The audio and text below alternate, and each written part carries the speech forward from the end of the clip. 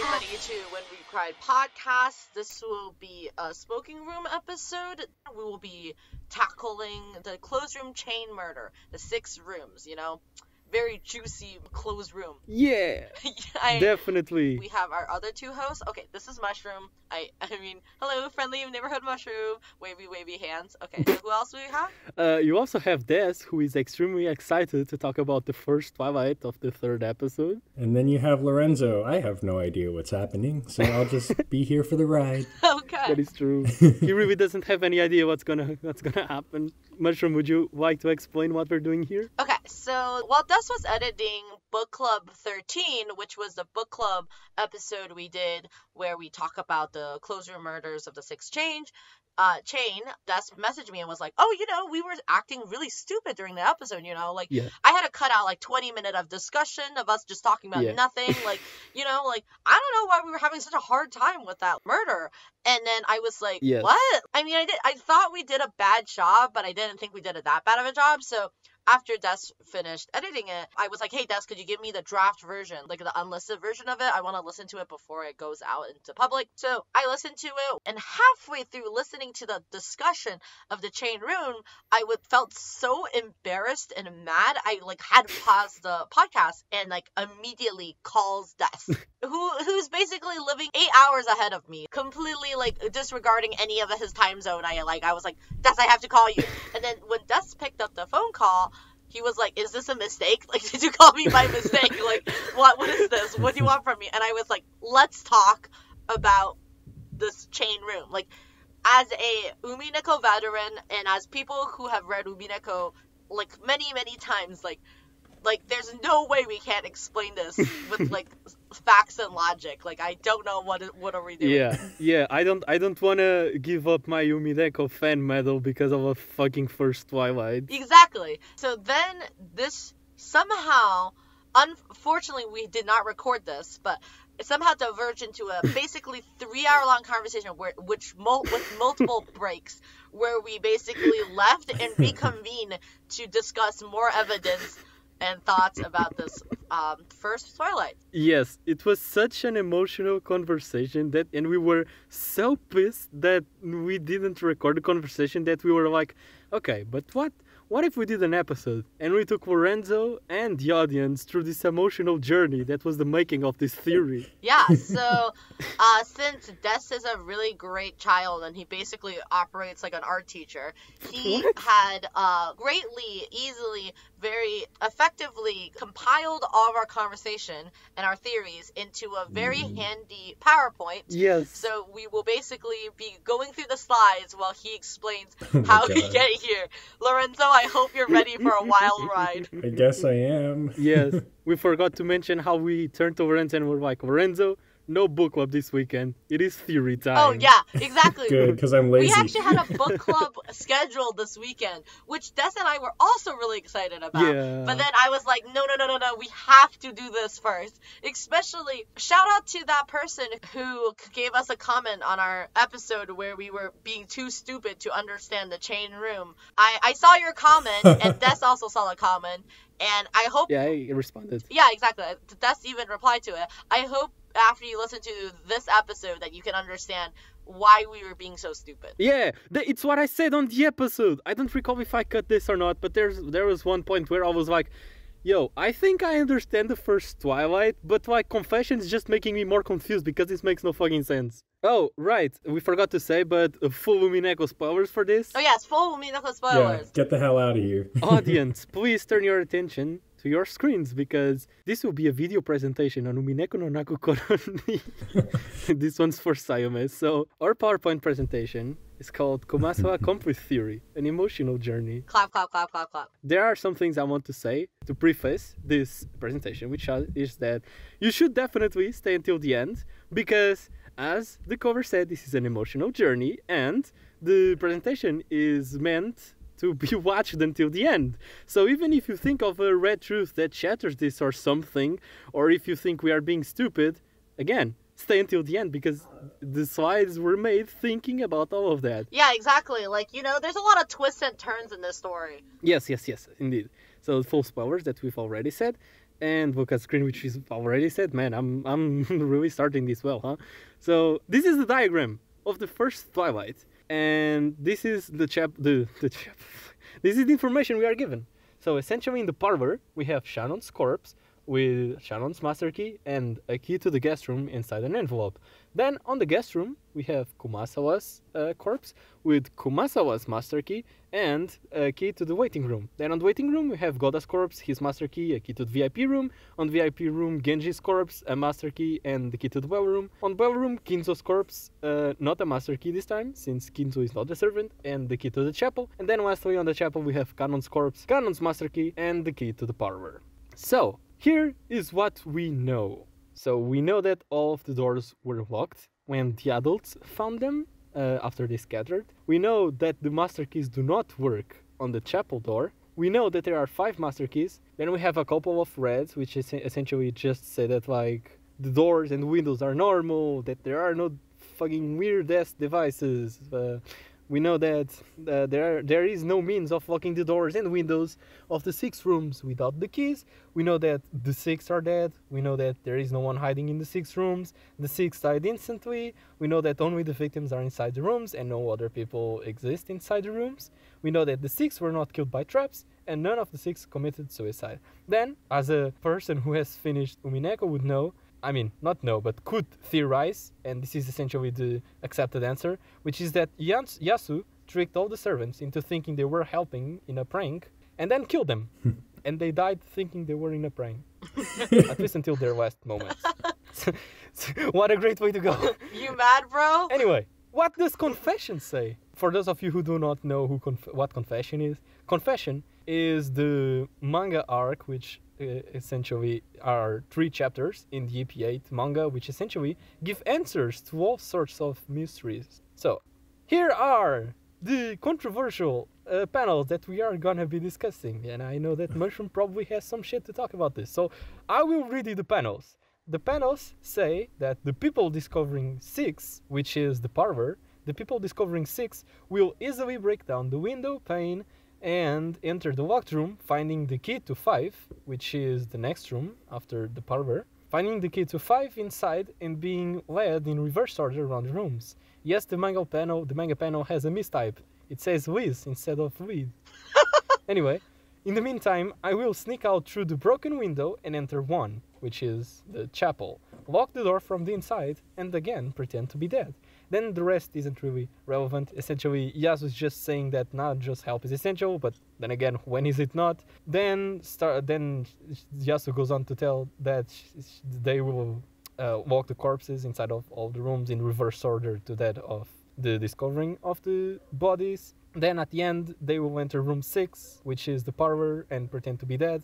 And then, since the parlor is the only room in the first room that is easily discovered and broken into, Yasu knows that the adults will go through there and break the window, so that Yasu can then leave. Yeah. And then, lastly, Yasu tells us that room 6 and room 1, which are the parlor and the church, the chapel respectively, need to be as far apart as possible when it comes to the order of the adults finding the rooms, so that Yasu has time to exit the parlor, get into the chapel, and dress as Kano.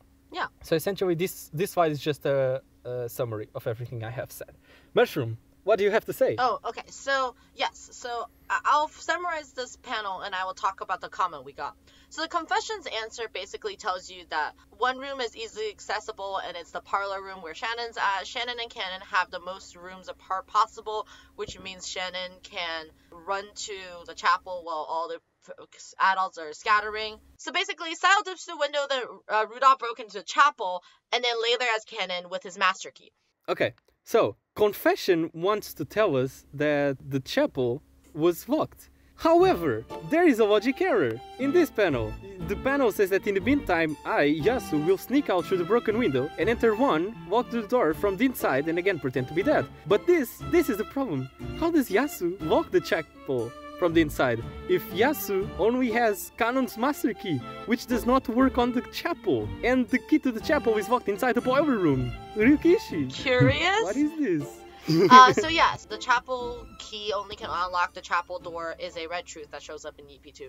I just want to acknowledge that that's a red truth that exists. So the comment that we got is from this user Horseflies, who wrote, I'm pretty sure what you were missing, that Yasuke just locked the chapel door with the second master key she has because of canon. So I think, like Des, this is what I mean by, I think a huge part of the fandom thinks the chapel is like locked. So right now, what the fandom basically arrives at is that the chapel door is unlocked, basically. Yes. Yeah. Keep on going. Yes. It is time to mourn Ryukishi's logic. He is presently in logic error hell. Ryukishi, please do not touch your stories after you have concluded them. Doesn't work, man. Anyway, now we can talk about the fan-made explanation.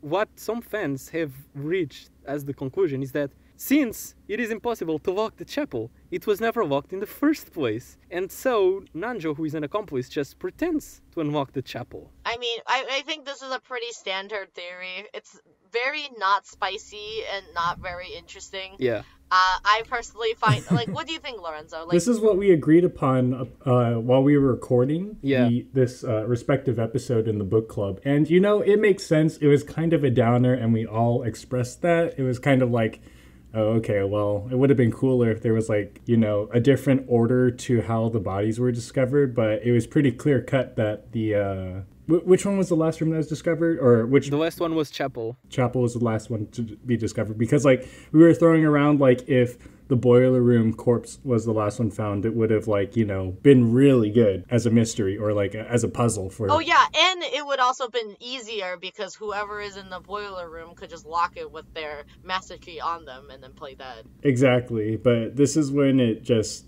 it's kind of a downer how... If we go with this theory, it's like, okay, I mean, I guess. Yeah, and also, like, my personal thought is, like, how does Nanjo, as, like, a, I don't know, no offense to Nanjo, but a tubby old man to be the first person to run in front of all the family members to get to the door, and then to be like, hey, everybody step out of the way, I'm gonna open this door now. How is Nanjo, as a man, going to unlock this door?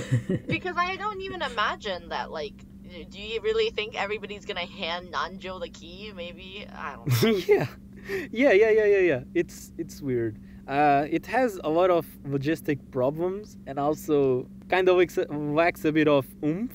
It's kind of lackluster. If I not, he would probably not let Nanjo take the key, but that's the least of the problems. The biggest problem is Nanjo outrunning all of the adults and reaching the chapel key, the chapel door before anyone tried to open it. Yeah, Lorenzo. Lorenzo, are you ready for the theory answer that actually makes sense? If you say so. Okay, so what happened in this conversation is that within my 3-hour-long call with Des, I was like, hey Des, what if I can make a theory right now that might make more sense? And then this is how this theory was born. And we are going to call it the Kumasawa accomplice theory. Okay, I'm on board. Go for it. Des and I wanted to try to make a theory, which is that what if the chapel door was locked? How could we construct a theory that not only works with all the red truth that was already presented, like what if we could also lock the chapel door with like a cherry on top, basically? Yeah. Okay. So then we were like, well, you know, since Sayo can't lock the chapel door with any of the 2 keys they had in the end, which would be a master key and a key to the parlor, then how is it possible for Sayo to do it? So we were like, well, somebody from the outside had to lock it for her. So that's how I jumped to the brain of like, what about Kumasawa? Because Kumasawa is the second room, which is like the first room after Shannon's room, which means after Shannon, after Kumasawa, they still have basically enough time. They have 3 more rooms, and the boiler room is very far out of the way. That would give them enough time to basically do all this like running around. Okay. So Kumasawa's room was the next room after Shannon's room, right? Correct. Yeah. See, it even makes sense, so that Kumasawa would have the most time. Right. Exactly. Okay. That's pretty clever. I think that is viable, especially if like they hid the key like in a corner of the room that no one would ever look. Yeah, exactly. The extra key you're saying. I was going to say also, like, I think it would be clever on Sayo's part to have Kumasawa be the next body, because at this point, the adults only saw 2 quote-unquote bodies, and they aren't freaked out yet, I guess, right? As freaked out as they would find, you know, like the 3rd body on where they're actually dead. So it would like play into the mind games that Sayo's playing. But go on. I mean, I actually thought about this, that what you said is kind of correct in that way, because if you think about all the body horror, it basically ramps up in difficulty when you get to like Kingzo's room, which is just burned to a crisp, you know? Right. And she'd be like, wait, did you guys really pull a corpse out of the... Okay, so here our theory essentially revolves around Kumasawa, Sayo, and a surprise that will come into play later. So, Kumasawa is in the guest room, and she has her master key, she has the key to the waiting room, and is pretending to be dead in her theory. While Shannon, Yasu I guess, is in the parlor, has the master key, has the key to the guest room, and is also pretending to be dead. So, let us take a look at the parlor. The adults break in through the window, find Shannon's corpse, get the master key, get the key to the guest room, and end up destroying the locked room. As for Kumasawa, the adults get in Kumasawa's room through the door, using one of the keys that they obtained on the previous room, and they leave with another master key and the key to the waiting room. Now, for the next step of our theory, both Kumasawa and Yasu meet, except while Yasu can leave through the broken window, Kumasawa cannot, because the adults locked the door. So how will we get Kumasawa out of the room? The answer is that, of course, Kumasawa has Kanon's master key. And that is how she leaves the room. Does that make sense so far, Lorenzo? It does. So the idea is that the concept of the original closed room is that all of the adults go in to find the bodies, and they basically find a key next to their body that's leading to the next room in an envelope, and then another key probably inside of their pocket, which is their master key. And they take those things after they go through each room. So, like, if the corpse were actually alive, it's not like they could actually leave the room anyway. But the point is that because the first closed room was broken, that's how Sayo leaves. And then the second closed room, even though it's locked, Kumasawa, if alive, could use Kanon's master key to leave. Yeah, so, about the detective's authority, it doesn't matter here, because Batra is not here, so tricks like this can totally be a thing. Anyway, Kumasawa and Sayo, or Yasu, meet at the chapel, and then Sayo, or Yasu, goes in, and Kanon dies. This could even be done before Kumasawa got there. So Kumasawa walks Yasu's body, and Kanon's master key, and also the key to the parlor inside the chapel. And next, she has to go to the boiler room, because she just locked the chapel key, and the chapel key is supposed to be locked inside the boiler room. Never mind the fact that the fucking red things are there below the text. My laptop is in Portuguese, and I forgot. Every word is a wrong word. English is wrong. Except for the letter 2 and master, which are words that exist in, I guess, Portuguese. No, master does not exist. I do not know why that is correct, but any fucking way. Kumasawa needs to place the key to the chapel inside the boiler room, but the boiler room is locked. Right. And the key to the boiler room is supposedly inside the VIP room. So how the fuck will Kumasawa do this? Lorenzo, any ideas how Kumasawa will get into the boiler room? Wait, I need to backtrack a little bit. So Okay. They find Shannon's body. Shannon wakes up, or stops playing dead, leaves, goes to the chapel as Kanon, and then gets locked by Kumasawa, right? Yes. I also wanted to say before, I forget, this Kumasawa theory works pretty well because this is also the introduction of Virgilia. Exactly! So, okay, returning back to the question we have on screen right now. So, how do you think Kumasawa could lock the boiler room? Because right now, Kumasawa doesn't have any master keys. Kumasawa had to give up Kanon's master key to Kanon, so Kanon could lock it inside of the chapel. And then also because while they were going through all the corpses, they took all the master keys. So there's 0 master keys out. Yeah. Mm-hmm. So doesn't the boiler room have that door to the courtyard? I don't know if it's lockable or not, but I know that was yeah, true. The boiler has 2 doors. That's very true. Wait, does the courtyard have any other doors? Because if it does, whoever... It has windows. It has windows? Okay, so whoever... all the windows faced into the courtyard of the mansion, so someone could sneak in and out maybe. I don't know. Okay, so here's what I have to say about this. Because someone found the door to the boiler room and it was locked.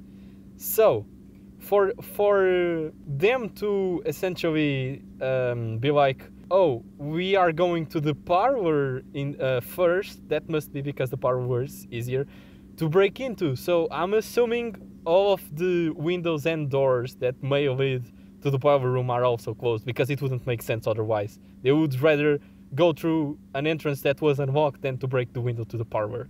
So we can conclude that those windows and doors are also, locked. Make sense?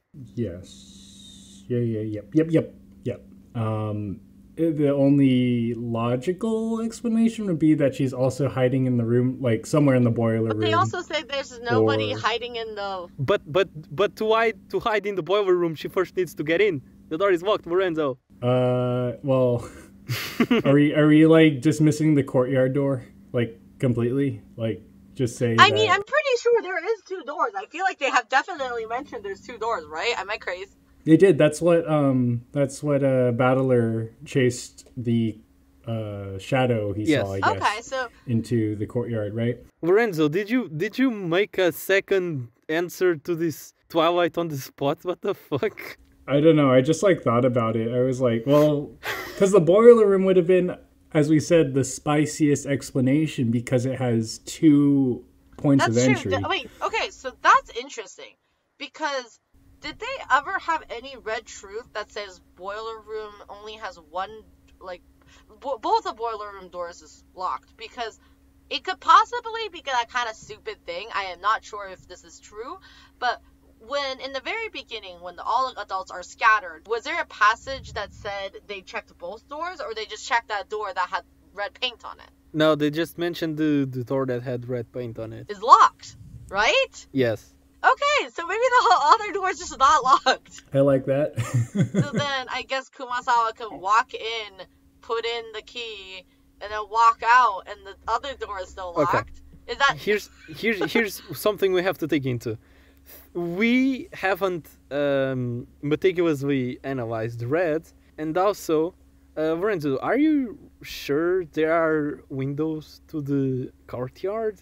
Because yes, because the way it was described, I think it was like the courtyard wasn't meant to be like a room. You could just see it from inside the mansion, right? So it's supposedly enclosed by all sides, and that's why Battler was like, "Wait, what the hell? How did this?" Maybe the windows aren't on the first floor, Yeah, potentially. Because here's how I'm thinking about this. When Butler was trying to chase a culprit in episode 1 and reach the courtyard, he assumed he had lost him because like if there were windows, he could have thought like, oh, maybe they went through the window and then locked it, so I'll just break this window and keep chasing them. Right. If there were either windows or doors, a door other than the door to the boiler room, Butler would at least try to open them, right? But he doesn't do anything like that. So I conclude that the only door in the courtyard is the door to the boiler room, and the only windows are not on the ground floor. Okay. There was also in episode 6 or 7. Yeah, Butler jumps from the study. Yeah.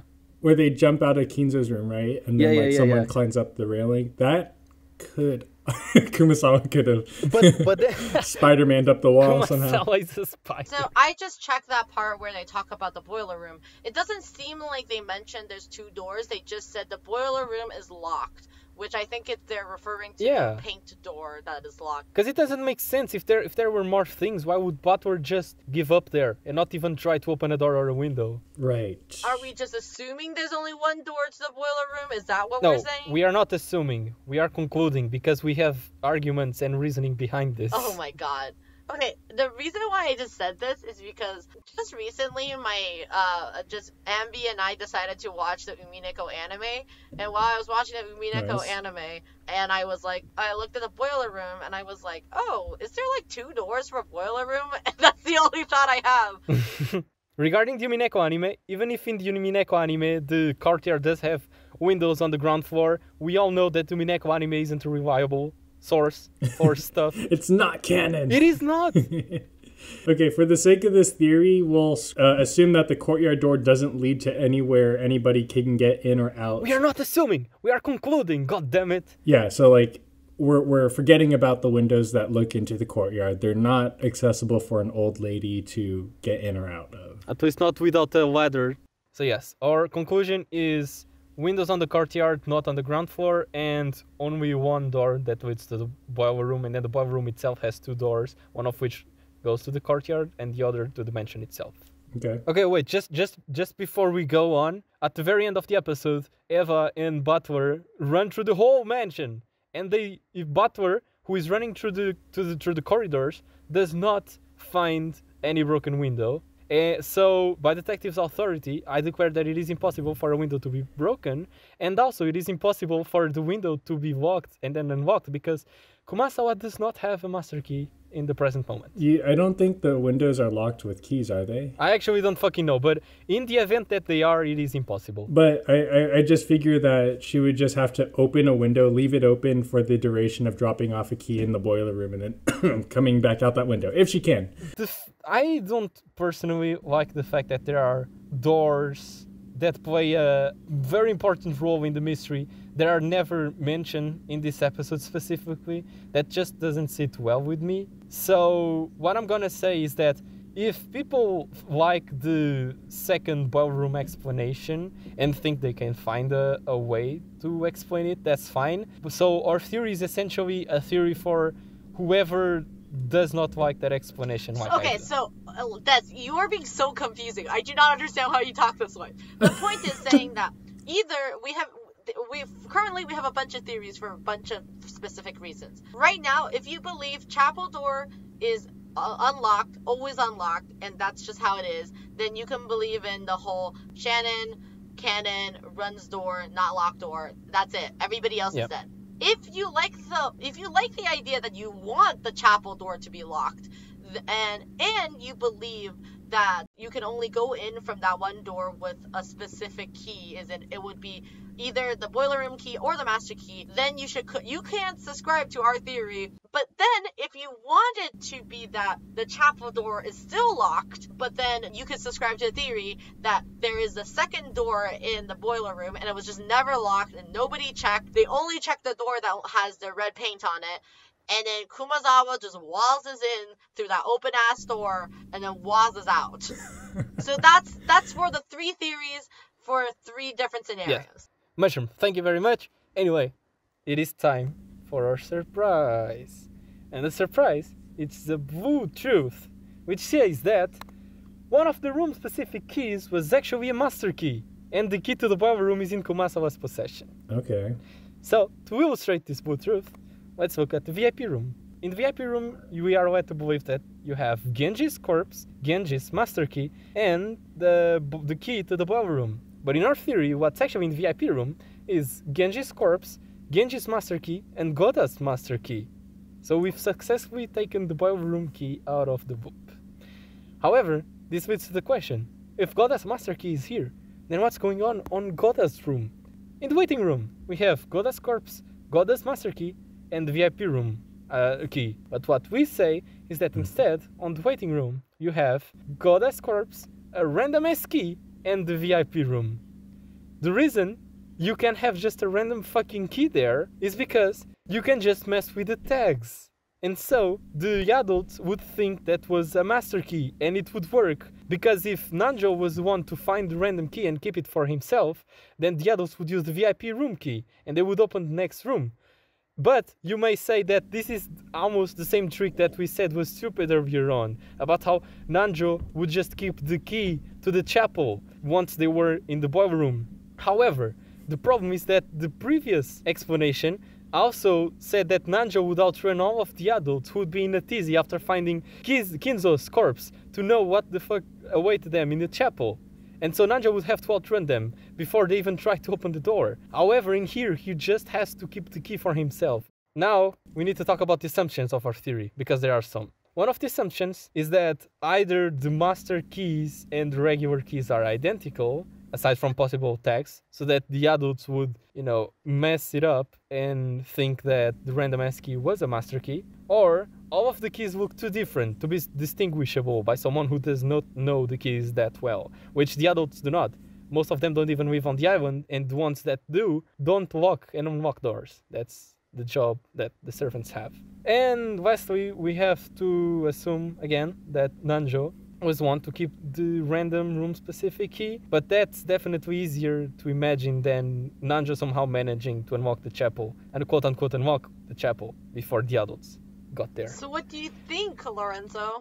I think it's plausible. So I think... Wait, I'm trying to wrap my head around... okay, if there's a dummy key, right? That's the whole point of having a dummy key was to trick the adults into thinking that, and the readers, I guess, that there is exactly one rune-specific key and one master key in the mix on Nanjo's person, right? Okay, so let me explain this in a way that might be easier for you to think about. So what our theory proposed is the fact that, like, in the very beginning, the adults runs around, finds 6 doors that have crazy paint painted on them, and find out all 6 of these doors are locked. Immediately, their first thought was, we need to open the boiler room door because the boiler room door will be exploding. They are really afraid that something's going to burn down. So they run to the servant's room. And in the servant's room, they did not find any master keys because master keys will always be on the specific servant. And then they were trying to rummage through all these drawers. All they found were other keys that had other tags. Or they didn't even mention tags. They just mean like they just found other keys that weren't in there. They were like, oh, only the 6 rooms that we're trying to look for, keys are not in here. But how do any of these adults who basically aren't servants could even tell the difference between keys? The only way that they can tell the difference is probably because it has name tag, like there's name tags on each of the keys. So the theory we propose is just that they could have just swapped any key. Like you could just swap any key with each other with a tag. So then Kumasawa could end up with an extra key, which is the actual either a master key or a boiler room key to unlock the boiler room. Got you. I appreciate that. Yes. How does she? Can we move on to how she gets in and out of the room yet, or is? Yes. We'll get into that right away. All right, cool. So for me, just to make sure we're on the same page, Kumasawa has actually 2 keys that can get in and out of that room instead of just the one that she has to leave. Because she has to leave one key in there, right? And she still needs a key to get out. Wait, no. So the thing is like, because there's only 5 master keys, and there's 6 rooms, Kingsol's room is the only room that only has 1 key in it, because Kingsol doesn't have a master key. The only room that's in Kingsol's room is the chapel key. So all Kumasawa need is a master key to go in, or a boiler room to go in, put the chapel key down, and then leave with the same key, and then that's it. Okay, yep, got it. So there's, however, a problem with this, which is that on Vergilia's reconstruction of the scene, she says that Goda was in possession of 1 master key, which is incompatible with our theory. She also says that relatives collected this, which again is not compatible, and she says that the key to the underground boiler room was discovered, which was not in our theory. However, this is Vergilia's reconstruction of the scene, which in itself is, since Vergilia is on the detective's side, this reconstruction is nothing more than a metaphor for the detective rebuilding the crime scene in his head. And since Butler has not seen through this trick yet, of course, the reconstruction is also gonna include the trick, because he has not seen through it yet. Does this make sense? You should have just said Virgilia is actually on Beatrice's side, so she could just lie with magic. Yeah. Like you went with a very roundabout way that included the word detective in it, and it completely made it way very Ryukishi Yeah, way. that was way more confusing. That you should have just said Virgilia is working for Beatrice, and she just basically like said lies in her like text. Okay, but I don't like that explanation, because Vergilia is supposed to be on Batra's side. I do not like that explanation. Well, that doesn't fucking matter. Like, nobody's on Battler's side. Like, we already decided that if we're doing with Kumasawa theory, then Kumasawa is Virgilia. Virgilia's all. These are all. Not necessarily. Ugh. But anyway, listen, Mushroom. This is great because now the listeners can decide which explanation they like the best. Anyway, we go back to this slide. So, essentially, Kumasawa unlocks the boiler room with the boiler room key, leaves the key to the chapel inside, locks the door again, and goes stand in the rain. Or something. What? Or something, yeah. Kumasawa, in the rain, getting wet. Yes, she goes stand in the rain, which she does. She fucking goes stand in the rain. Remember this scene? It happened. She's in the brain.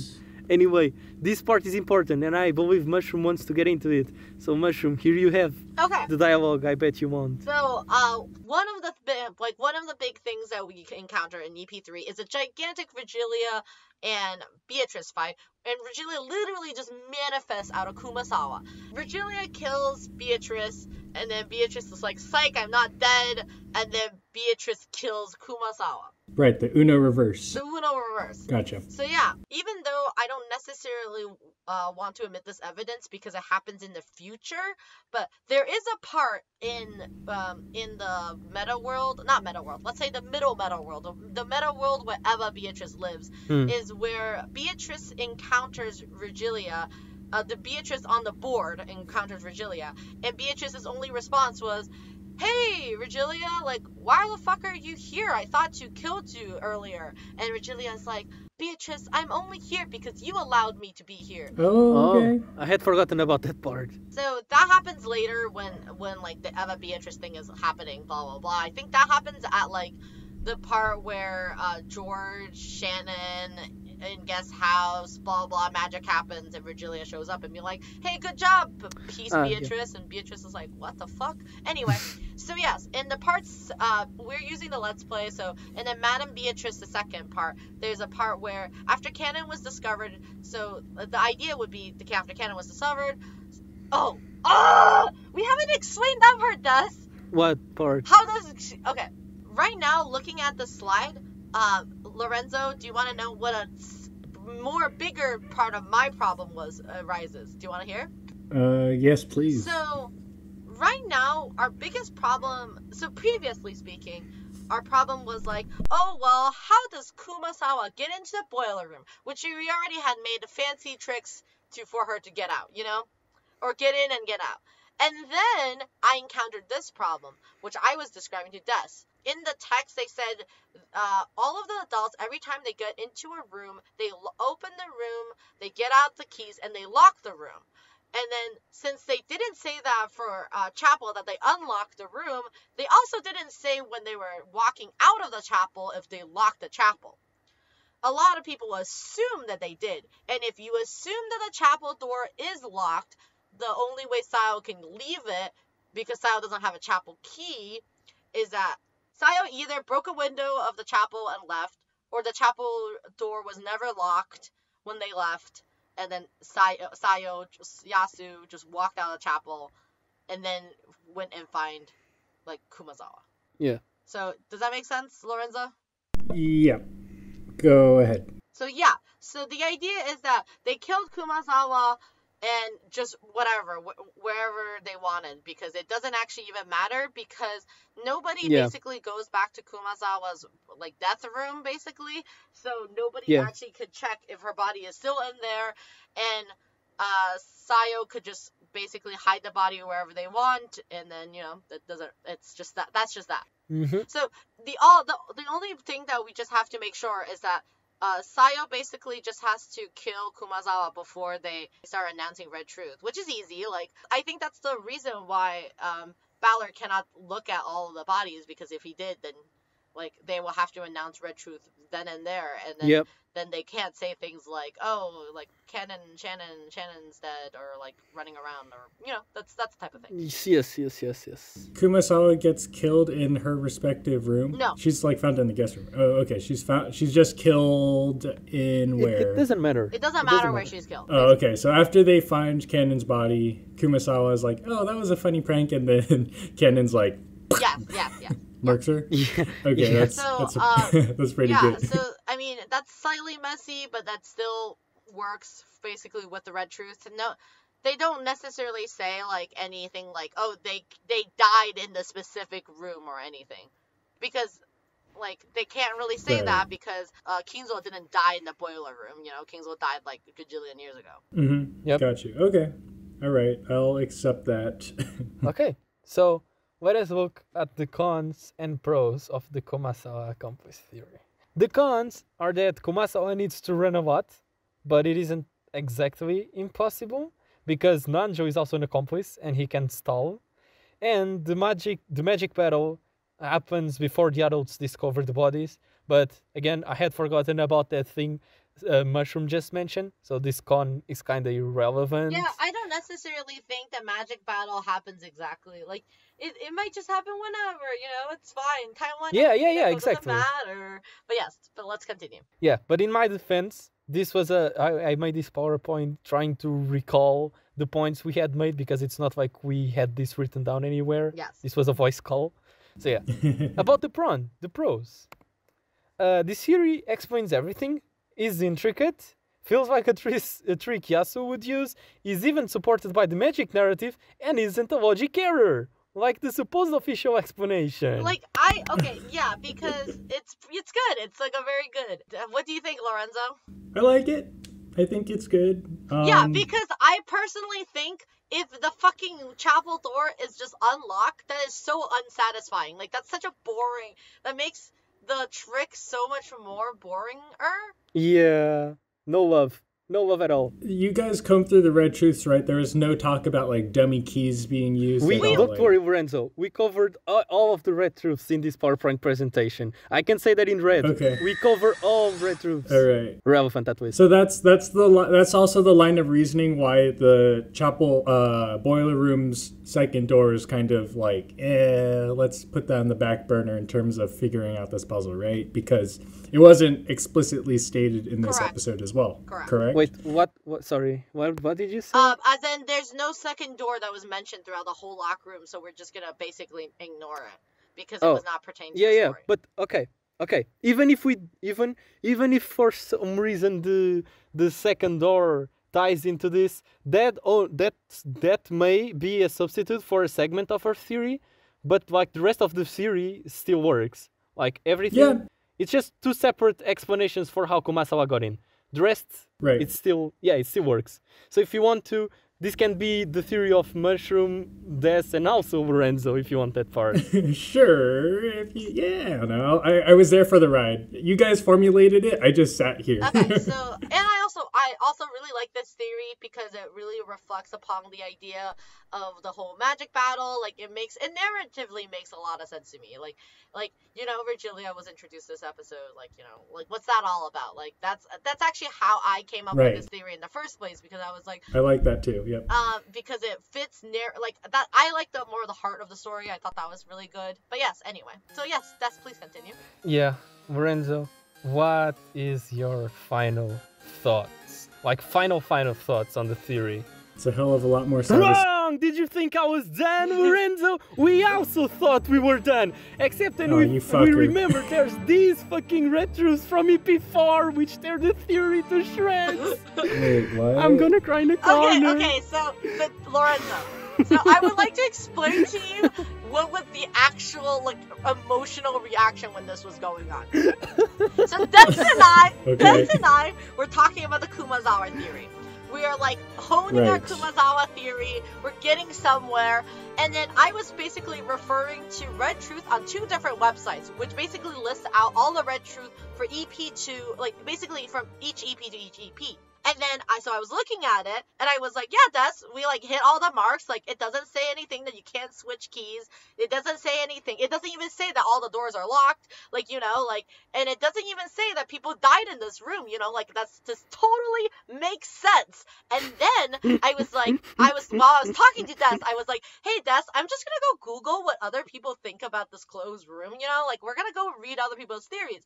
And then I stumbled on the GitHub, somebody's GitHub page of basically explaining the solution of Umineko, and they were talking about EP2, and it was like one of the first searches. So then when I clicked into it, I was reading the Red Truth, and I was like, these are more Red Truth than I remembered from the previous two pages. So I kept just screenshotting it and sent it to Des, and Des was like, I don't remember reading these screenshots, and then we were like, it's the fucking EP4 Red Truth. There's a bunch of EP4 Red Truth that applies to EP3. That's because they're specifically... you guys lied to me. You pulled some Umineko-ass logic on me, but whatever. So... Yes. This wasn't a video about the theory. This was a video about the fucking emotional voyage that this was. Well, that's exactly what Umineko is, isn't it? Yes. So the person who wrote shout out to the person who wrote the solution. The person is Gabe Drew or something. So they wrote the solution. While I was reading it, I start reading the Red Truth, and I was like, oh, there's way fucking more. So now, Lorenzo, I'm gonna pull another weird rug out of you, because this was actually pull it out of me. Yep. that was because this thing is something I actually said to Des before the beginning of this call, because I was thinking about it. So you know how we like to talk about how the chapel door is only opened by the chapel key? That is a Red Truth that only exists in EP2. I'm actually not gonna even say think. I'm gonna Google it right now. So this is in Turn of the Golden Witch in EP2. They say these things. It says, only one key to the chapel exists. It's impossible to unlock the chapel with anything but the chapel's key. So those are two very important Red Truths in EP2. However, there are no necessarily any other Red Truth that actually pertains in any other chapel key thing. So if I was really, really, really fucked up, I could say that the chapel door can only be unlocked by chapel key is a Red Truth that only pertains to EP2. I don't like that, but I could say that. No love. Loveless. Yes. Okay, well, with that logic, we can accept the courtroom door as well, huh? Yes. So okay.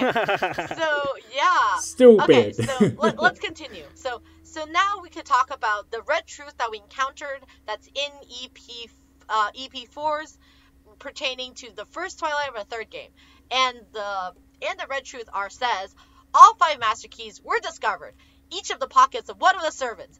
The individual keys were also found inside the envelopes alongside the corpse. In short, all keys related to the linked closed room were locked inside of the linked closed room. Which means no keys, we can't, like, no keys could be returned from the outside of the room using a crack underneath the door. So we can't even slide keys underneath doors, Lorenzo. Yeah, of course. Yes, okay. And the crack of the window or vent or any place of sort. Vent? So yes. So with this, Shut up. This means Desensai's theory about changing tags for keys can't work. No changing tags for keys, because why? Why? Why? Because I didn't think about that part. Because what they're saying is that all master keys were discovered, right? That's what they're saying. Yeah. And definitely. Which means Kumazawa can't use the master key to open. No, wait, Mushroom. I'll tell you what this Red Truth is important for a theory. It's important the part that says each in the pocket of one of the servants, because we find no master key in Goda's corpse, and also the individual keys were found inside the envelopes doesn't work, because in our theory one of the master keys is found inside the envelope. Disguised as the boiler room key. And also, on the second Red Truth, there's a part that says all of them had what appeared to be a gunshot wound that was fatal. Murdering them from the outside of the room would have been impossible. I say more in red. When the five other than Kingzo were killed, the killer was definitely in the same room as them. I already proclaimed the red in all time. There was no suicide. Okay, I could say something against that Red Truth. Okay. So what they're trying to say is that all of them had what appeared to be a gunshot wound that was fatal appear. Okay, that doesn't matter, because clearly Canon and Shannon are both alive. Or just Sayo's alive, so that doesn't really matter. Yeah. Murdering anything from outside the room would have been impossible. What they're only trying to say there is, I don't know how you read that line, but when I read that line, what I'm imagining is you can't stand outside of the doorway to shoot the person inside of the room. Yes, that's exactly it. Yes, Mushroom. And the reason that doesn't work with our theory is because supposedly in our theory, Kumasawa is killed, but Kumasawa has to be killed outside of the room because the room is locked. Yes, but like, okay, let me rephrase what I thought of that sentence. Okay. I am trying to say is that it says murdering them from outside of the room. From outside of the room would have been impossible, which means the assailants has to be standing outside the room. The person who's dying has to be inside of the room. And that murder wouldn't be impossible. But it doesn't say the murdering them. It doesn't say if both of them were outside were impossible, or if both of them are inside is impossible. Does that make sense what I'm trying to say? Yes, sure. You found a very intricate way to circumvent the red. So, what I'm trying to say is that still doesn't go against my Sayo just killed Kumasawa on basically in the courtyard or wherever the fuck, like in the rose garden or something, because they're standing in the same place. So what they just you know what else is possible? Yeah. Your theory that Kumasawa just died of heart attack. Yes. Stupid. So did they did they say? But that's not a homicide. Okay. No, that's not homicide. So Lorenzo, remember this?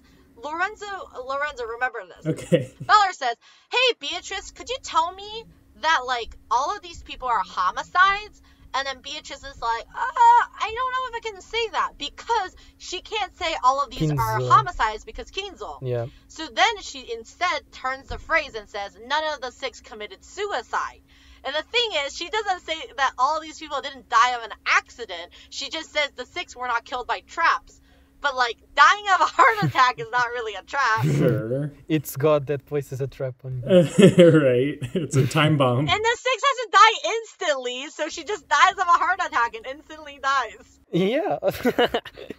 But okay, this is just a joke theory, because how could Sayo plan Kumasawa to have a heart attack? She willed it into existence. The whole point of Umineko is that Sayo manifested this energy, and like anything she says goes. Okay, so it's magic. So it just says the killer was definitely in the same room as them. So which just means Sayo could still be in any other of the same rooms, or with like she could basically take her to the dining room and kill her. I don't know. It doesn't really fucking matter. They just have to be in the same room. And it says and there's no suicides. Yeah, so that's how I'm gonna talk around the red truth. No, but that only works for the second red truth. The first one still. Yes. Kills us. Yes, that's how we explained out of the second red truth. But the first red truth was extremely damning because then there's no key swaps. So now what we leave with, Des, please continue. Yes, I'm gonna finish the presentation now, which is essentially that the solution, unfortunately, ends up being that the chapel door was left unlocked, and Nanjo managed to be the one to unlock the chapel, quote unquote, somehow. So this is the end of our cat theory. So Lorenzo, while we were doing this whole thing, Des and I were like, wait, are we the only fucking people that think this? Like, people who think, like, isn't it fucking stupid that, like, that the chapel door is not, like, is locked? Like, is not locked? Like, don't you think that's a really stupid theory? And especially if... It is, and especially if, like, Yukishi feels so smug about it, you know? So then I started Googling around, and I found this amazing hope, like, huge, like, it's like this essay, or not an essay, like, basically, like an analysis on the 7 Expansion Fandom Wiki, which is, it's like in a section that's called Talk about Banquet of the Golden Witch Solution. So then, when I was reading this, I read this really interesting thing, which they mentioned that they were also just talking about. They were like, it doesn't really make sense because, you know, like the idea is that, like, well, like, they mentioned that all the other door was locked and how they locked all the doors when they left, but then they just get to the chapel door and the chapel door was just unlocked and they didn't lock the chapel door in the end. Like, you know, like, that doesn't really feel satisfying. So I read the sentence that the person wrote, which says, of course, this trick is hard to swallow because it requires a human culprit to foresee the red text requiring any of the room in which a key is found to be locked, which doesn't really matter, blah, blah, blah, which Beatrice doesn't even state until she gets to EP4. And then it also talks about that, like, you know, when you would think that Beato would take more care to conserve the internal consistency of her game board, you know, like, that basically is just kind of weird. And then on the other hand, Yep.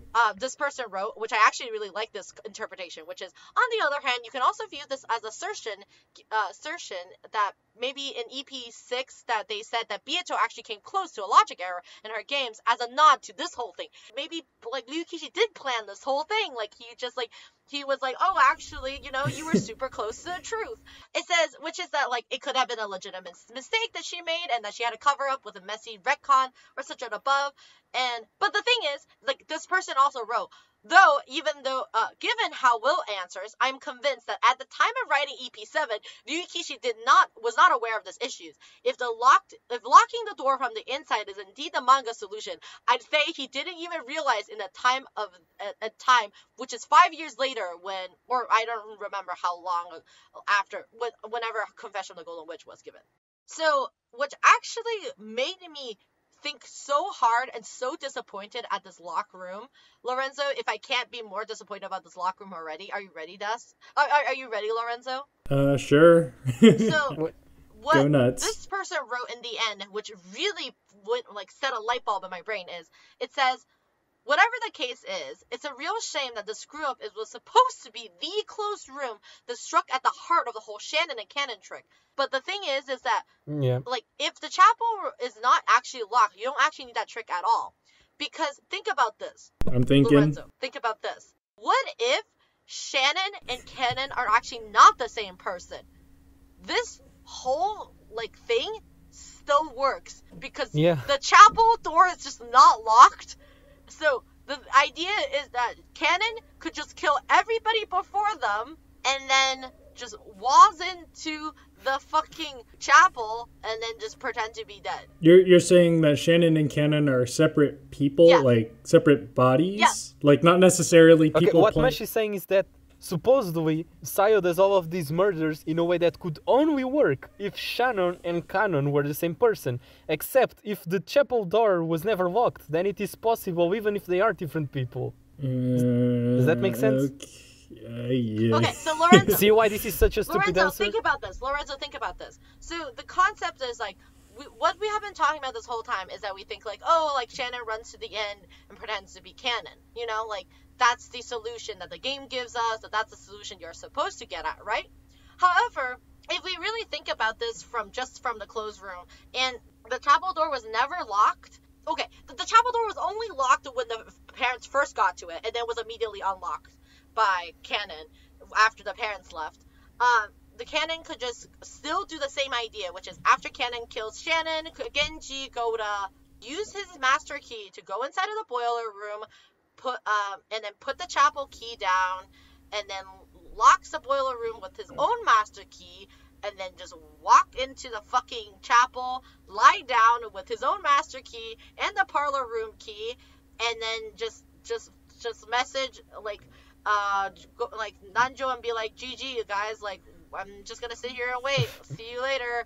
And that so works. That so absolutely works with a closed room, and that's so unsatisfying. If I was against Shannon Triss, I would have used this one to be like, hey, it doesn't even need Shannon and Cannon to be the same person. If that was the answer. Yeah. Yeah. I don't like that. Yeah, isn't that awful? Exactly. It's kind of a cop-out, I think the big allure of the mystery, at least to me, was that two people, or one person was, two people were actually the same person, and there's this whole trickery around that, right? Because it's very deliberate that Shannon and Cannon weren't in the same room as Battler, right? So what would even be the point of having them be separate people as one of the answers? Well, I mean, no. Lorenzo, I'm not saying there are separate people as an answer. I'm just saying that this lock room doesn't require Shannon and Cannon to be the same person to solve it. What I'm trying to say is that, a lot of the closed room in Umineko are just blatant fucking lies, or requires you to figure out that Shannon and Cannon are the same person to even create that locker room. Which means if you solve the locker room of how a human could have done the trick, then you would also solve the mystery of Shannon and Cannon. I mean, is it not the whole point of why Yasu would even present these tricks to Battler? But to me, if the first Twilight was just an intricately cool locked room And then the fucking solution was just like, actually, it doesn't even fucking matter. Like that, like it's just the type of thing that like you could totally just go with like canon culprit theory all the way of EP2, and it still kind of makes sense. Sure. Boo. That's what I have to say to that. True. So, any more thoughts from any of you, or should we close this? Let me think. I think I still have like a little bit more thoughts. Yes, Lorenzo. So my other thoughts on confession. So yes, I didn't actually get through this because I wanted to mention this in the end. Is that in previous episodes many times, even in discussions with people on the Discord, I mentioned that I really love Confession of the Golden Witch. I really love the Umineko manga. Like, I think its art is beautiful. I think it conveys really great emotions. However, going through this whole thing and going through solving the mystery and trying to decide what tricks are done, I finally understand why people don't really like the manga, and I actually did grow to have some disdain for it, because as a person who believes in the author theory, which is basically the idea that like meta world doesn't necessarily exist, and all the stories are just written by people, like I don't necessarily like how the Confession of the Golden Witch is implying that that Shannon or Sayo is the person who wrote part of EP3, EP4, even though I am a firm believer that EP3 and EP4 are written by Toya, and how that basically is emotionally very charged in that situation.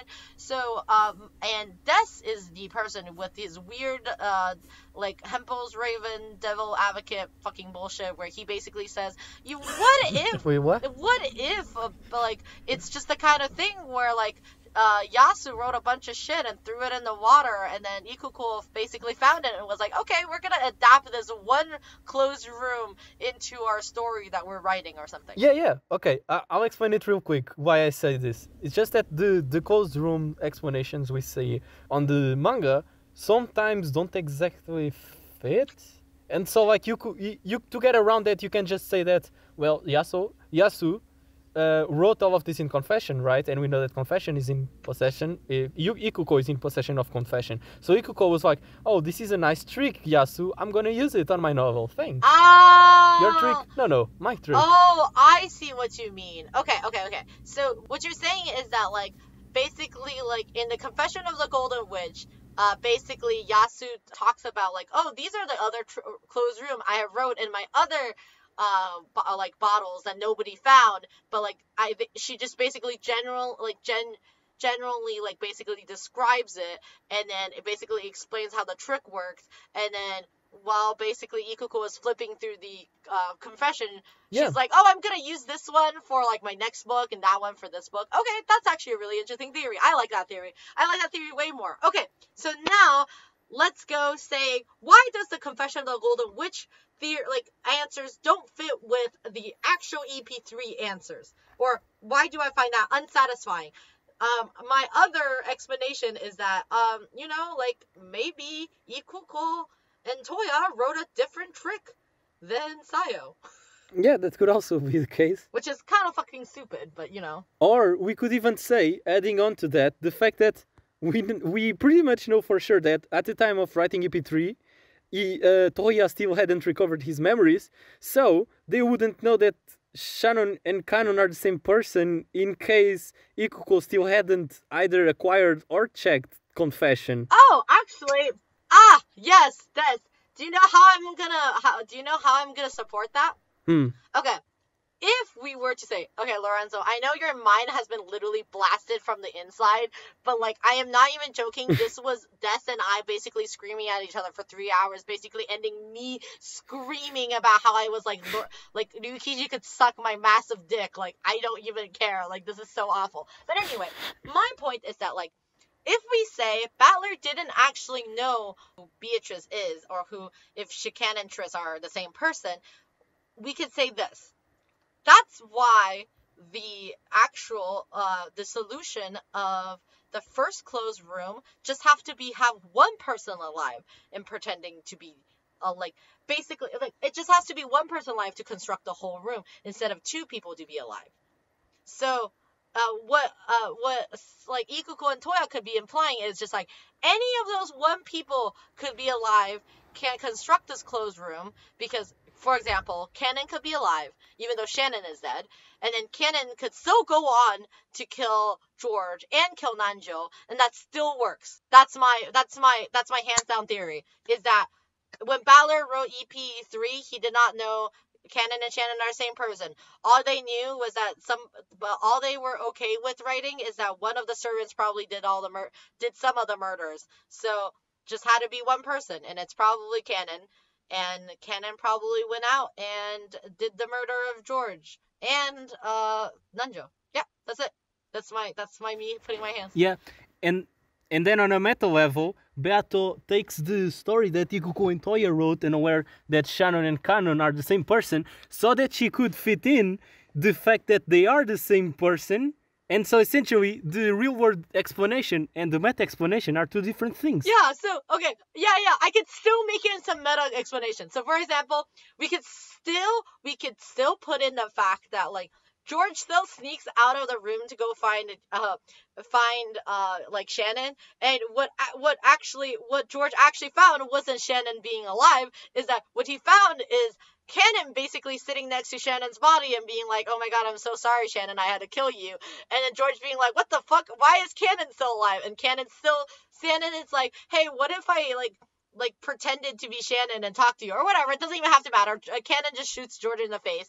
And then Cannon's like, okay, great. Like, I guess, like, I just killed, like, George. Like, let's, like, and then he goes into the mansion and finds Jessica.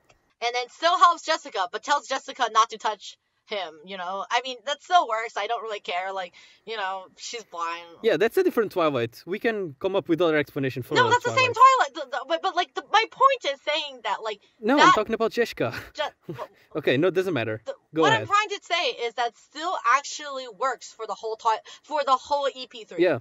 Is that if we just assume that canon culprit theory, then it still works for the whole EP3. Yeah, that is true. Damn, this is turning out to be quite the rich episode.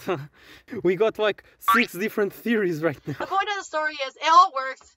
It just works. No, it doesn't all work. None of this works. That's why I hate Nukishi. Yeah, exactly. It's horrible because this Twilight was so close to perfection, as we can see from all the theories we even sprouted after finishing our theory, but none of them work. None of them because stupid. So yeah. Yeah. So anyway, Lorenzo, what's your thoughts? Yeah, Lorenzo, thoughts. Umineko sucks. Thank you. Okay, so let's close this then. Last warning, more thoughts, or should we close this? Let's close it. I already put in as much as I can, and I don't think there's anything possible I can squeeze out of my stupid brain. Unless I do, and then I will write lengthy comments underneath here. Also, if any of you people who are listening to this podcast who are still confused, please write in the comments. I would still love to explain it more, because we're not claiming any of these theories work, because the thing is, in the end, all of our blue truths were shot down by the red truth. And the only boring truth that's left open is the chapel door is not locked. And that's just boring. Mm-hmm. Yeah. Anyway, what did we learn today, people? We learned that Umineko is great, but the first Twilight of EP3 is kind of underwhelming, and Ryukishi should be kept as far away from his finished works as possible. Unfortunately, our theory does not work. None of them. Except it does! I fooled you all! I found a way for this to work! Mushroom, how do you feel about actually also being bamboozled and not only Lorenzo? Okay, tell me, what do you want to say? I'm so tired. Okay. My soul is dying. I mean, I'm not even bamboozled yet, Des, unless you can fucking say a theory that makes me... So we're gonna see, Des. The reds of EP4. Let's look at them. All 5 master keys were discovered, each in the pocket of one of the servants. The individual room keys were found inside the envelopes alongside the corpses. In short, all keys related to the winged closed rooms were locked inside the winged closed rooms. Doesn't matter, I'll get to all of them.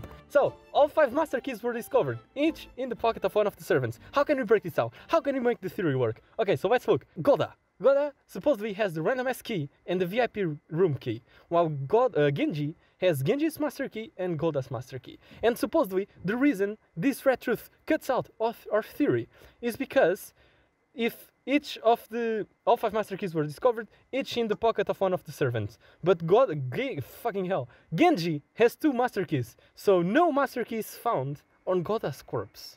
However, let's look at this. If we look at these 3 cups, one cup has 2 balls, but the other cups have no balls. So we can totally say that each of the balls is in a cup, even though we cannot say that each of the cups has a ball. So essentially, we can say if the cups are the pockets and the balls are the keys, we can say that each of the master keys is in a pocket, even though not all pockets have a master key. Oh! Does this make sense? Each in the pockets of one of the servants. Okay, yeah. So technically speaking, you can say, like, Genji basically has all the master keys in his pocket, and you can still say each in the pocket of one of the servants, because one of the servants is Genji. It's only one. Yeah. Okay, that's great, because they didn't say each of the master keys and each of each one of them. They just says is in one of them. That's okay. Yeah. That's some shitty ass fucking semantics that I'm okay with. You know what would be horrible? If you looked at the Japanese translation and it didn't work. Okay, yeah, so wait, is that your only thing? Do you want to keep elaborating? No. I have more. So, still on the same red truth. All 5 master keys were discovered, each in the pockets of one of the servants. However, as we know, Genji has 2 master keys. So if one of them is in his pocket, the other one is inside an envelope. So, how can it be on the pocket if it's on the envelope? This one is really easy. The envelope with the key just has to be inside the pocket. So all of the master keys are inside the pockets. You could just say that, like, Sayo put one envelope next to the corpse, then on the next corpse put the envelope on top of the corpse, then on the next room put the envelope on top of a table, and on this one she put it inside the pocket. You know? Mm-hmm. Does that work? Sure. Okay. I'm gonna go look at it right now so I could see what this is all about. Actually, just wait. Look at what? I'm gonna go read the body discovery scene to see if they mention that. And the relatives collected, and just like until now, the Western. Oh, okay. You're correct, because, I know. Because in Skirmish they said inside of this room Goda's corpse was discovered. The room was a closed room that would satisfy Beatrice's closed room definition. Goda was in possession of 1 master key. The relatives collect that, and then, like until now, a Western envelope of the family sealed was discovered. They didn't say where they discovered it. They just said if it was found. Yep. Inside, which is the key to the 2nd floor VIP room. Then they move on to VIP room. And then they say the same for Genji. And then they said it's the fucking same for Genji, which is I fucking hate that. That's so shitty. That's okay. At least it's less shitty than the chapel room door being. How is this shitty? This is an amazing trick because Butler was lazy. Yes. Because he says basically Butler was like, I don't like where it's going on, but I started to see how it turns out, so it continues like this for all 6 people. Fucking dumbass. That's so good. Okay, I'm just thinking about the possibility of having like mislabeled keys being disproved by these. The thing is like mislabeled key is something that actually happens in EP7. Like that's in one of the stories that Claire talks about of Sayo's childhood. They talk about like one of the tricks that like Sayo pulled on somebody was relabeling a key, wasn't it? I'm not sure if it involved the actual label, but I do remember it involved a key. It was a mystery involving a key. Okay. Maybe I'm misremembering, but I don't think like the concept of like switching tags is like that like revolutionary or like. Yeah. Okay. It's not a big trick. It's something small. Okay, so Lorenzo, are you ready to move on from this red truth and listen to Des to talk more bullshit? Are you ready? Go for it. Okay. Then let's get to the next red truth. The individual room keys were found inside envelopes alongside the corpses. The problem, if the room keys were found inside envelopes alongside the corpses, they must be found. But the key to the boiler room is never found because Kumasawa has it. Okay, sure. As for the solution, if it worked like that, all keys to all rooms would have to be found for the red truth to be true. So the red truth just means that the keys that were found like that. Wait, what? Yeah, think about it. What does that even mean? I don't understand what the red truth means. Like, okay, if the red truth said all the individual room keys relevant to the case were found inside the envelopes alongside the corpses. Oh my god, fuck you. That's... The boiler room key would have to be there. But since it doesn't say that, for this to be true, all keys would have to be found. Literally every key on Rokkenjima. No such thing as a dummy key. Like, your mislabeled key theory is nil because of this. And you could even argue that, like... You could even argue that, like, oh, but the adults at the start went to the servant's room and looked at all of the keys. Yes, but those aren't all the keys in Rokkenjima. You also have the guest house, and the adults probably also have the keys to their homes. Wait, I don't understand. So what you're saying is that this red truth is false? Or are you saying this red truth is... No, the red truth is true, but there's a way to circumvent it, which is that what red truth is saying is that all the individual room keys, aka all the keys that are not master keys, were found inside envelopes alongside the corpses. So all keys in Rokkenjima, including shit from like fucking Kuwadorian, would have to be found inside an envelope alongside the corpse. If what the red truth meant was that all the keys were found in like that. So what the red truth actually means, for it to be true, is that all the keys that were found like that. The individual room keys were found inside the envelopes alongside the corpses. Okay, that's very fucking confusing, but what you're trying to say is that... I'll explain to you in a simpler way. The adults did look at a bunch of keys that were in the servant's room, right? Yes. Which were individual room keys. But those keys were not found inside envelopes alongside the corpses, were they? Yeah? So what Red Truth is saying is that the keys that were found like that. What does that mean? I am so confused. Okay, so what you're saying is that the red truth just means it's not saying that all keys of those rooms were found in the envelopes. It's just the other way around. You're saying that all of the keys that they found in the envelopes corresponds to the rooms that they were in. No. But not all of them. No, not at all. What I'm saying is that the keys that the adults find were found inside envelopes alongside the corpses, which doesn't include keys that they did not find. I don't like that, but like that's heavily semantic. Is the red truth not heavily semantic? Like, yes, you have the whole thing about bodies being discovered. Like, yes, but Shannon and Canon are dead. I was more okay with the previous ones, but I find that one to be really hard to explain. I mean, Lorenzo, did you even understand what we were talking about this whole fucking time? Nope. Exactly. Like, it's not a very easy to explain thing. I think I don't actually understand it. All I could say is that sentence is cropped without any context, and it makes the sentence mean less. That's what I mean. Okay. I just don't really understand. I hope in time, as you think more about this, you will agree with me. But I definitely do not think this is in any way more semantics than Canon and Shannon being dead. What does alongside the rope, like a corpse, even mean? In its vicinity? Okay. Oh, okay. I see what you're trying to say, Des. Okay, then say it more straightforwardly if you got it. Okay. Lorenzo, do you want to hear what Des just came out as a stupid fucking thought? Well, thank you. Okay, are you ready? Are you ready, Lorenzo? This is really fucking right in front of him. Hey, Des, here's why you're stupid now. Okay, so what Des is trying to say is that they just said the individual keys were found alongside the envelope, inside of an envelope alongside the corpse. And if we are going to interpret it alongside the corpse, it is basically mean that like in the vicinity of a corpse, so which means could be inside of a pocket, could be inside of a jacket. It just needs to be around the corpse. That the individual keys in this scenario just means keys that are not master keys. Yeah, exactly. And then, so this statement is actually not even saying anything. It just means keys were found around the corpse. And that's it.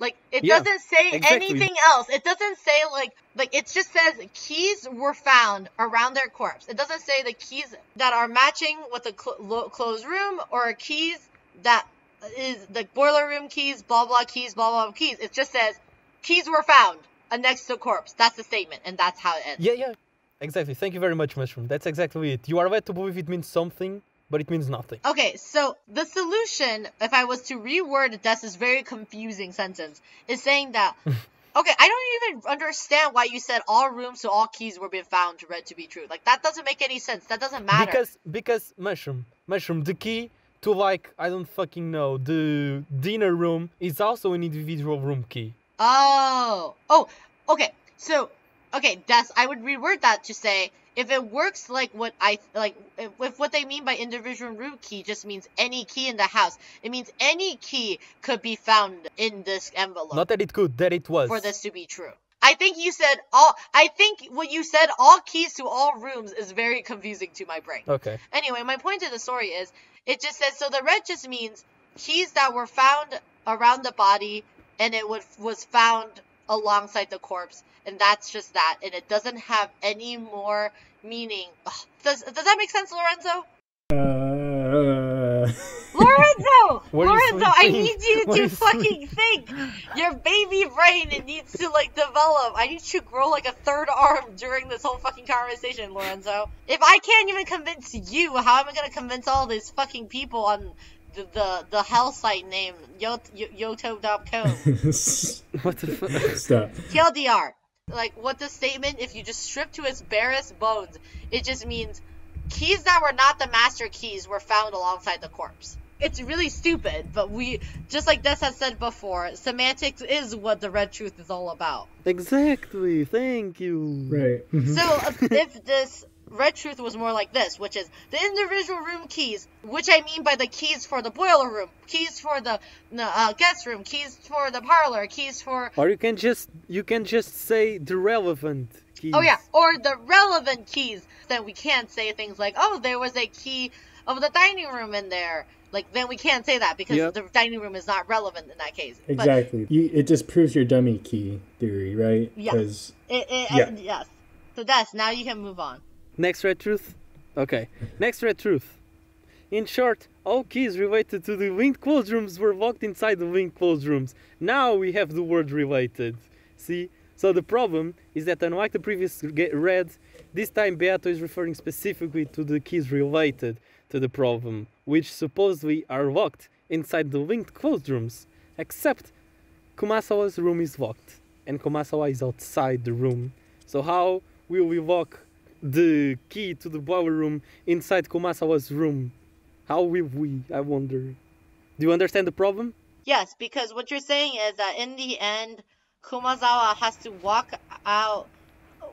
Kumasawa can't really stand in the boiler room. Oh no, are you gonna say... Kumasawa doesn't matter. What matters is the key. Okay, so yeah. The key needs to be locked inside the room, doesn't matter which. Yeah, sure. Okay, the answer. Have the boiler room key be locked in one of the linked closed rooms. Easy, but how will we do this? I wonder. Oh, fucking hell. Okay, on the top you have the red truth again, just so we don't lose track. How is the key locked? Yasu breaks out of the chapel, right? After Kanon is discovered. Yasu and Kumasawa go to the mansion. Rudolph, Hideyoshi and Kiria die. Yasu steals their master key because we know the master key is not there when Batra gets there. Kumasawa, who still believes this is all a prank, is led to the room in which she is supposedly dead. Yasu unlocks the door, kills Kumasawa, and locks the door again. Oh my god! Ah! Also, you could also say that Kumasawa is already dead. Kumasawa is already dead, and the corpse is just somewhere. And after obtaining the master key, Yasu just picks the corpse up, places it in the room it's supposed to be, to make the linked closed rooms in the mansion all good again, and doesn't even bother taking the boiler room key out of Kumasawa's pocket, because why? And that is how the key ends up inside the locked room again. Now, how does this work? This works because this red is not used in skirmish. This is used in ep3, after everything has already happened. So the fact that the previous problem happened because Yasu did not have a master key to lock anything in.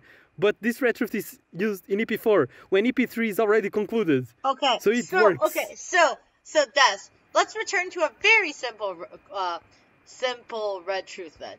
Are we just gonna assume in the chapter 9 skirmish, where they said the red truth, there's 6 that are all dead: Kingzo, Shannon, Kanon, Genji, Goda, and Kumasawa. We're just gonna say Kumasawa does have an alternate personality named like what? Like Virgilia? No. Mushroom. Okay. No. Mushroom. Here's the thing. I did this PowerPoint presentation. I finished it at like 11 p.m. So I wasn't thinking straight and I forgot that Kumasawa was supposed to be dead. But don't tell that to anyone because I just came up with another explanation, which is, I just told you, Kumasawa is already dead. She's a corpse already by then. And Yasu just put it somewhere. Wow, that is so cool. So I will restructure the slide now. Yasu breaks out of the chapel. Yasu and Kumasawa go to the mansion. Yasu kills Kumasawa somewhere. Rudolph, Hideyoshi and Kirie die. Yasu steals their master key. Yasu takes Kumasawa's corpse to the locked room, to the room which is locked, unlocks it with the master key, places the corpse in there, doesn't even bother taking the boiler room key out, and locks the corpse. And that is how the boiler room key, pops up inside the locked room. And this works because red is not used in skirmish. It's used in the tea party of ep4 after ep3 has concluded. Oh, okay, yes, okay, so I'm gonna support Dessa's theory, but I'm gonna slightly tweak it. Are you ready? Yeah, go for it. Okay. So, what Des wants to say is that in Dessa's theory, Yasu kills Kumasawa after Rudolph Hideyoshi dies. What the biggest problem about that is that in the Red Truth about Skirmish, which is these 6 are all dead, Kingzo, Genji, Shannon, Kana, Goda, and Kumasawa, that Red Truth happens right after the 6 linked rooms discovery. So, what I'm gonna say for Dessa's sake is that I'm gonna say Yasu breaks out of the chapel, Yasu kills Kumasawa just anywhere, like literally anywhere, stashes her body away, and then Rudolph Hideyoshi Kirie dies, and then Yasu still steals their master key, drags Kumasawa's body into that room, and then literally locks it and then leaves. Yep. I don't necessarily think it's great, because at this point, what the fuck is Yasu even doing with a dead corpse and dragging it to She's reconstructing the locked rooms. Yes, that's very true. Yasu's reconstructing the locked rooms, because Yasu doesn't know if Valor's gonna one day try to sneak out and then try to inspect all these locked rooms. So Yasu wants it to be very constructed when Valor gets here. So that doesn't even go against to the Kumasawa is dead Red Truth. Lorenzo, how about that? Yeah. Sure. Does that make sense though? Does that make sense? Yeah, I believe it. So the idea is that she still gets killed, but her body is just floating, it's just in a bush somewhere, and then Yasu drags it back into the room where she supposedly dies, locks a boiler room key with her, and then okay. Do you still feel salty about that third Red Truth explanation? No, I don't. I actually really like it. Nice. And I mean, I actually really like it because I like how convoluted it is. Just to reiterate this, even though I think we're just repeating ourselves at this point.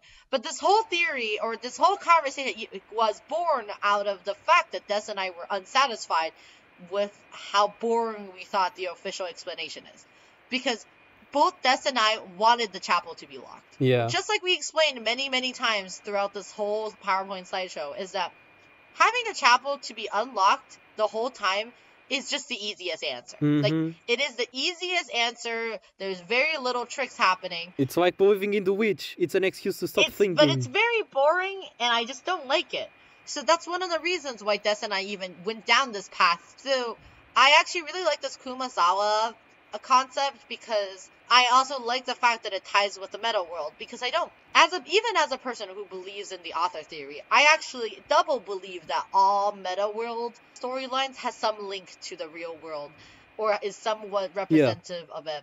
And to have a concept like having Virgilia to be playing such a big role in that way makes me feel really unsatisfying if that really just doesn't reflect on the game board. On the game board. Yes. Yeah. So that's actually my conclusion of thought. And I really do like the concept of Yasu could steal the keys off Rudolph, Hideyoshi, and Kirie, because that just makes all the doors open again, and that really helps. Yeah, because it doesn't really make sense otherwise, because the master key is snatched, sure, but why would Sayo do that if Eva has already reached the gold, So now it makes sense why Sayo is still trying to preserve her mystery. Yeah. Okay. Then, one last look at Red Truths. We have covered these 3. The 4th says, no key could be returned from the outside of the room using the crack of the door, the crack of the window, vents, or any place of the sort, which doesn't really affect our theory, now does it? All of them had what appeared to be gunshot wounds that were fatal, but then again, our problem was not how they died. Murdering them from the outside of the room would have been impossible. Doesn't... Oh, wait. Fuck! How will Kumasawa die inside the room? We already said that. No, we didn't. Didn't I? Okay, because... wait. Listen to this. It says, murdering them outside of the room would have been impossible. Didn't I say that the way how I interpreted it? So I think that line means more like, somebody can't be sitting in the room and then for you to snipe them from the outside. Okay, Mushroom, but the door to Kumasawa's room is locked. So you cannot have Kumasawa go inside and shoot her from outside. No, Des, listen to me. So this is my, like, I already explained this in a while ago, actually. Okay, so when you're reading this, you said, murdering them from the outside of the room would have been impossible. Murdering from the outside of the room, which means the person has to be inside the room and you're murdering from the outside. Like, I think that's a very semantic line to read, but I imagine it's like, what they're trying to say is like, if you're sitting in this room, you can't murder them from the outside, which is, I can't shoot at you through a doorway, I cannot shoot at you through a window, I cannot shoot at you through a vent, any of those weird things. However, it doesn't exclude that you just, if both of them are outside of the room, then you're just inside of another room and you're in the same room and you're just killing the person again. That's what I'm trying to say. I love that. Holy shit, that is so great. Okay, murdering them from outside the room leads you to believe that what Red Truth is saying is that you cannot be outside and kill someone who is inside. But it doesn't exclude murdering them outside the room. Yes, correct. Because both of you are outside. Yes. Nice. I love this. The only murder that cannot happen is that if you and I are in two different rooms and the door is open and I can't shoot you through the door. But if you and I were standing in the same room, then the murder could happen, no matter what room it is. Right. Yeah. Fucking hell, Mushroom. Thank you so much for saving this theory at the last part. So that's why I said. That's what I said. I said it is totally possible for Kumasawa just to be killed in a completely different room that Kumasawa and Sayo was both in, and then Sayo dragged their body back into the room and then locked it, because it doesn't matter. Because there was no Red Truth about moving bodies or the murders not occurring inside that room, right? Yes. So it's kind of it's literally a red herring, Red Truth. Yeah, because wait. I wanted to say this because they can't say murdering them from outside the room would have been impossible, because so that Red Truth had to be there, because the thing is like, you can't even say that for Kingzo, because Kingzo wasn't even murdered. So like, they couldn't even say like, oh, everybody was murdered inside of the room. Yeah, they have to word it like or that. everybody died inside of the room. See, they can't. If they can't say like, oh, everybody died in the room that they are currently like presented in, because Kingzo did not die in the boiler room. So which means that we could say Kumasawa did not die in the room she was discovered in. She was just like, she could have just been killed somewhere else and then got dragged there, just like Kingzo. Yep. So, the last Red Truth. I shall say more with the Reds. When the 5 other than Kingzo were killed, the killer was definitely in the same room as them. Oh, shit, wait. Oh, the killer was definitely in the same room as them. That doesn't matter. Oh, that just means that... Yeah, they could just be in the kitchen. Yeah, exactly. They could both be in the kitchen. They can both be in the servant's room. Like, they're just in the same room, you know? They don't have to be in the room. They just have to be in the same room. Oh my god, Mushroom, you are the MVP right now. Anyway, the rest of the red doesn't matter either. I already proclaimed in red that at the same time there were no suicides. So all of the red truths are concluded and the theory lives on. Honestly speaking, this is like, Lorenzo, don't you think this is way more interesting than the original solution? I mean, it's definitely different. It makes the whole mystery just completely stupid, but I appreciate it. Yeah, but like the original, it's customizable. You can have our way of breaking through the boiler room, or you can have your way of breaking through the boiler room. Isn't it that great? Yeah, it is. Yeah, Lorenzo. I wasn't even the person who thought the boiler room had 2 doors. You were the fucking person that said that. So you know what? I know. Everyone is an MVP. Oh, congratulations! Oh, that was a really congratulations. Congratulations! We Is that the end? Open Umineko, guys. Yeah, this is the end. Oof, that was great. It was. That's insane. I really like this. We did a good job. I'm impressed. That's actually amazing. Yeah, I am really glad. It actually makes a lot of sense. Okay, so what we learned is that even though Ryukishi's an idiot, he didn't write too many. The fans saved Yeah, us. the fans are. The fans saved him. I saved Ryukishi. We saved Ryukishi from the logic error closed room. We did it. So funny. We are the canon for Ryukishi's Batora. But yeah, oh yes, we are totally the canon for Ryukishi.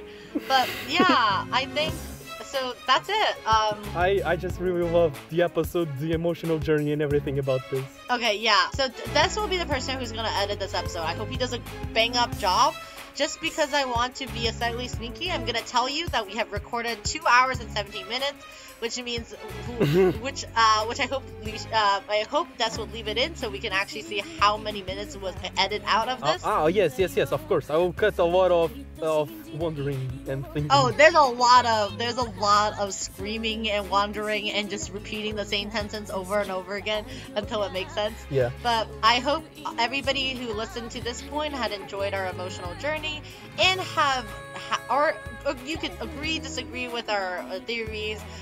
You can't say our theories didn't like try to interpret every single red truth and didn't chew the shit out of the red truth. So, but if you don't agree with us, tell me your thoughts, or tell me how much you actually like the original boring solution, or how maybe like listening to us helped you actually solve some other closed rooms. So yeah. And also, yeah, Horse Flies, please listen to this episode and tell me your thoughts on it. I was basically screaming at my soul when I saw your comment, and I was just so excited to record this. Yeah. So yeah, so I think this is it. This is it. Please, Des, who is editing this, please play Birth of a New Witch, because we just saved the man from a logic error. Oh my god, yes! Birth of a New Witch! Make a whole fucking ending screen that scrolls through the screen with editing Des. Yes. So yeah, so... Thank you so much for sticking through us with this theory crafting. Today, we solved a mystery like 10 years after it was written. We solved the mystery like 5 years after the answer was supposedly given. We gave a different answer from all of the fandom, and we saved the man from his own demise. When we cry, we are always here to save you from your own logic errors. Seagats do crimes, bitches! See ya!